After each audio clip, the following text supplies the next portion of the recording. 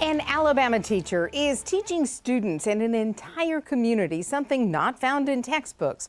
Her lesson, one they'll never likely forget. Which is why she is our Miracle Monday. Here's ABC 3340's Sarah Snyder. I love those light bulb moments. We visited Katie Gonzalez's third grade class at Edgewood Elementary in Homewood just in time for a lesson about magnets. What does N mean? North. And then what does S mean? The positive and negative poles, so to speak, and figuring out which end sticks. It's a lesson this teacher has been teaching since she was 3. Although not always with magnets. You just got to think positive. You can't dwell on the negatives. There's going to be negatives about everything in life. I remember being really sick, but I remember trying to make the best of it. Katie's first diagnosis, age 3. She had a brain tumor. After chemo, then another diagnosis. By 5 years old, it spread to her left arm. The prognosis was grim. Magic Moments gave Katie's family a trip to Walt Disney World, a chance to feel like a normal kid. For many, a last trip together. I see those pictures and it does bring back those memories. It's just all happy moments because it's really giving children that participate in that, it's really giving them a second chance at enjoying something. But Katie's story wasn't over yet. A lot of our stories don't end with the happy endings. So we treasure the ones that do. When she turned 10, the cancer came back, threatening her lungs, until a new scan and a big miracle. When I actually had my arm amputated, the doctors did find some cancer cells in my lungs. When I went back when I was 18, the cancer cells were not there anymore. She's been cancer-free ever since. They're like, this is a miracle. We don't know what happened. You didn't go through anything, any kind of treatment. I mean, they're basically speechless. Her mission now? I have the story that I can tell, but I can do it in a better way if I'm in the classroom. What better role model and mentor and encourager than your teacher to say, honey, I've been there. Let me tell you what we did. Lessons she hopes they'll remember for a lifetime. On task? Yes, that's one. Where are we following directions? Yes. Think so? Even if someday they forget about the magnets. Life is going to give you struggles, but it's how you take it. Are you going to stop? Are you going to let it stop your life? Or are you going to continue and fight through it? Sarah Snyder, ABC 3340 News. Role model and a fighter as well. Just after her miracle, Katie wrote a book. She said her goal was to explain in a simple way what cancer is and how to stay positive, no matter the outcome. Tonight, we continue our series, Miracle Mondays. Stories that inspire, that showcase the human spirit overcoming obstacles no one thought possible. ABC 3340 Sarah Snyder shares the story of a boy from Hoover diagnosed with a life-threatening condition and given nearly impossible odds. Bye, everybody. There you go. Superheroes come in all shapes and sizes. Good job. Yay! He's just like any little boy should be. He's wide open, running around in circles. This one isn't even tall enough to reach the monkey bars. And go. He's just quite a warrior. For 4-year-old Dade Strickland, his biggest battle started before he was born. We were so elated. We had waited for years to have Dade. At Tara's 20-week ultrasound, doctors realized that something wasn't quite right. They found a hole in Dade's diaphragm. His lungs weren't developing properly. It's a very serious diagnosis. A diagnosis, and then determination. I said, you know what? We are going to choose joy.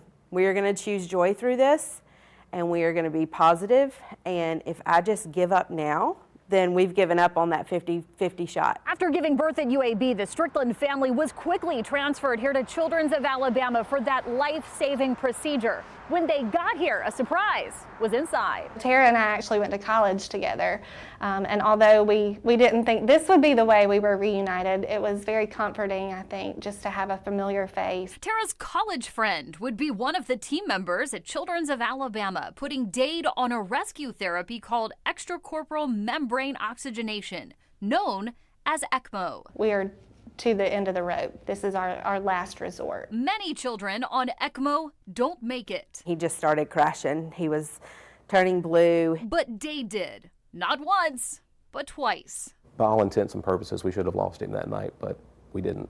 And then what his medical team can only describe as a miracle. We will never forget that night. We literally prayed from the time we went in the lobby until the time the surgeon came out and talked to us, and they got him on in record time. What a miracle. What just one of the ones that the outcome was exactly what we wanted. Knowing the odds that he was up against and the fact that, again, he's sitting here with us today, I can't think of another way to describe it but a miracle. A small hero Superman! whose spirit is actually pretty big, with a purpose and new worlds to conquer. No cape required. Sarah Snyder, ABC 3340 News. Dade is now normal and healthy, going in occasionally for checkups. Children's of Alabama is the only hospital in the state that offers ECMO. In fact, the program received a national honor as a center of excellence, meaning they're one of the top 5 centers in the world. Childhood cancer, it's a tough topic. Every day, 43 children are diagnosed with cancer. Now, a Mountain Brook teenager is fighting to get more funding for childhood cancer, but it's his own story that makes him our Miracle Monday. Here's ABC 3340's Sarah Snyder. And these are Joey Bosa's cleats. And these are my basketball shoes I'm about to paint. He's a teenager on a mission. Mohamed Sanu, I met him in Atlanta. He's really awesome. And he even did his own gloves. But there's a reason behind the memorabilia and the gold-tinged sportswear. Less than 4% goes to fight pediatric cancer. Sean doesn't think that's enough. Children don't deserve, when they're growing up, they should be with their friends. They should be outside, having fun, not be in a hospital bed. Which is why his organization, More Than 4 Athletics, is suiting up to change that. Cancer sucks. One sports star, one jersey, one pair of gold cleats at a time. The jerseys had names of some of my friends who had childhood cancer. Now you might be asking, why would a Mountain Brook High School senior want to make friends with a 4-year-old cancer patient or petition players to raise awareness? It's because Sean knows the fight all too well. I'm a 4-time cancer survivor. Sean needed a bone marrow transplant. His brother Ryan was a perfect match. Sean lived cancer-free for 3 years. Then his eyes started to swell and bulge and weep, and we didn't know what was wrong with him. A new diagnosis, a rare form of sinus cancer. Doctors couldn't give him any more radiation. He'd had too much. I think he was 8 years old, and he said, "Mommy, am I gonna die?" The new prognosis almost took his life. Almost. Until the head and neck surgeon and the brain surgeon came out and they said, "This is a miracle. There was no tumor." We were floored because they usually don't say things like, "Oh, that's a miracle." They tried to go in to surgically resect what was left, and the chemotherapy had done its job. Through the bad days, the sickness and the treatments, the one thing that brought a smile were visitors. I would be throwing up and sad, watching TV, or watching sports. So when a player came and visited me, I'd be like, they were bigger than life. A miracle turned new mission. I just kind of thought about More Than 4, helping kids with cancer, fight, not just raising money, but help them fight. Sean was recognized for his work at the Vulcan Community Awards Thursday. He says his hope is that other children learn the same miracle he did, the hope of hearing the words, cancer-free. My childhood was mostly taken away because of cancer. I think that children shouldn't have to endure that pain at such a young age. I want to thank everybody. Sarah Snyder, ABC 3340 News. Quite impressive. Sean has been cancer-free since 2012. He plans to major in sports management to continue his mission of linking sports and the cause so close to his heart. More Than 4 Athletics raises money for Children's of Alabama and the Rally Foundation. We've put a link on our website. Flu cases are already turning up in Alabama. The State Department of Health began reporting influenza cases 3 weeks ago. Last year, one of the worst seasons on record. Some 80,000 died in the U.S. alone. One Alabama man almost counted among them. And he is tonight's Miracle Monday. Here's ABC 3340's Sarah Snyder. It's the door no one ever wants to go through. The halls no one wants to walk, and the room you'd rather not see. I think of them almost like family. Adam York couldn't be more happy to be here. It's such a common word, and thanks, bud.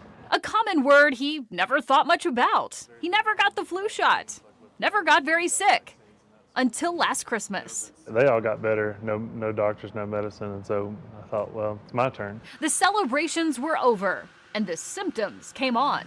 24 hours later, he was on life support. His lungs filling with fluid. Doctors tried everything. Nothing was working. And Adam slipped into a coma for 2 months. They were telling me there's nothing else we can do. They told her that I had a 4% chance to live. I prayed. I stood there for 2 hours by his bed praying. I had ran out of things to do, basically. The nurse called me with a set of blood gases that were worse than they had been. I said, well, I'm not sure what else to do. And she said, well, we're not going to let him die, so you need to think of something. And she did. There's a very high risk of puncturing his lungs with that procedure.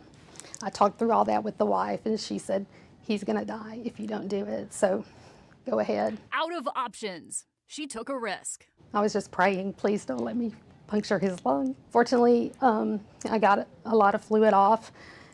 He seemed like he started to get better at that point. It was kind of a turning point. That turning point making believers out of his doctors who say there's no science that could explain it. One of my doctors even came in and he had told me he didn't really believe in miracles, but he came in the room and said, I don't know what that means to you, but you're a miracle. If you had looked at his numbers, there should have been no chance at all he would survive, much less. I just saw him. I just saw him this week walking around the ICU. The fact he's up walking around, not wearing oxygen and fully functional with a functional brain is a genuine miracle. Even though his lungs were improving, Adam's body was paralyzed. His next miracle, 1, 2, 3. Caught on camera. There's a lot of milestones. You find yourself thinking, I almost didn't make it here. An illness can take away so much. In Adam's case, he lost the ability to do his job. That is why this fall, he and his wife started new careers. They want to become nurses to give back and to honor those who helped save his life. As for the flu shot, You just don't think about that until it happens and knocks you out. But we definitely take it seriously now. Sarah Snyder, ABC 3340 News.